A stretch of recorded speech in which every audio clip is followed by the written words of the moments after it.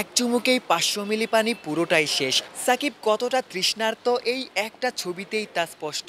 সাকিবের তৃষ্ণা পানির জন্য যতটা, তার থেকে বেশি বোধহয় রানের জন্য। আমার ঠিক পেছনে ব্যাটিং অনুশীলন করছেন সাকিব আল হাসান। ম্যাচ শেষ হয়ে গেছে, সাকিবের রান করার ক্ষুধাটা শেষ হয়নি। ঠিক এই কারণে সাকিব অন্য সবার থেকে এগিয়ে। সাকিব জানেন কখন কি করতে হয়, কি করলে রানে ফেরা যায়, কি করলে নিজেকে ফিরে পাওয়া যায়। অনেকগুলো বিষয় আসলে ম্যাচের আড়ালেই থেকে যায়। সাকিব আল হাসান যখন ফিল্ডিং করছিলেন, নিজের বোলিংটা শেষ করে ফেলেছিলেন। এরপরও সাকিব মাঠে যখন ফিল্ডিং করছিলেন, তিনি ব্যাটিং শ্যাডো করছিলেন, বুঝিয়ে দিচ্ছিলেন তিনি আসলে তৃপ্ত নন। ম্যাচ শেষ হওয়ার সাথে সাথে মাঠে নেমে গিয়েছেন। সাকিব পরিশ্রম করছেন, সামনেই বিশ্বকাপ। সাকিব আসলে জানেন কতটুকু করতে হয়, কি করলে নিজেকে ফিরে পাওয়া যায়। সামাজিক যোগাযোগ মাধ্যমে একটা গুঞ্জন ভেসে বেড়াচ্ছে, সাকিব আল হাসান দেশের মাটিতে তার শেষ টি-20 ম্যাচটা খেলে ফেলেছেন। নাজমুল হোসেন শান্ত কি বলছেন? না, শেষ টি-20 ম্যাচ খেললো কিনা এই বিষয়ে আমি জানি না। বাট তার ব্যাটিং নিয়ে আমাদের পুরো টিমের কোনো কনফিউশন বা সন্দেহ নাই।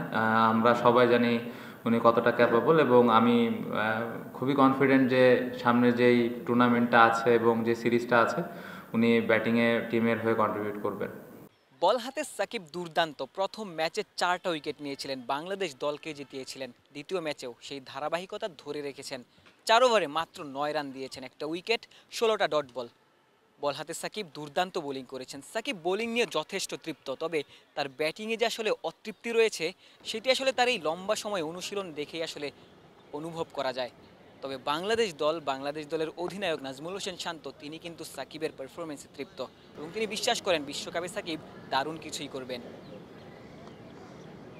গণমাধ্যমে একটা ইন্টারভিউতে সাকিব জানিয়েছিলেন তিনি বাংলাদেশ দলের ড্রাইভিং সিটে রয়েছেন। যেই সময়টায় মনে হবে তিনি আসলে প্যাসেঞ্জার, তিনি সেই সময়টায় ক্রিকেটকে বিদায় জানিয়ে দিবেন। সাকিব এই মুহূর্তে বাংলাদেশ দলের সেরা বোলার, অন্তত তার বোলিং পারফরমেন্স তার পক্ষেই সায় দেয়।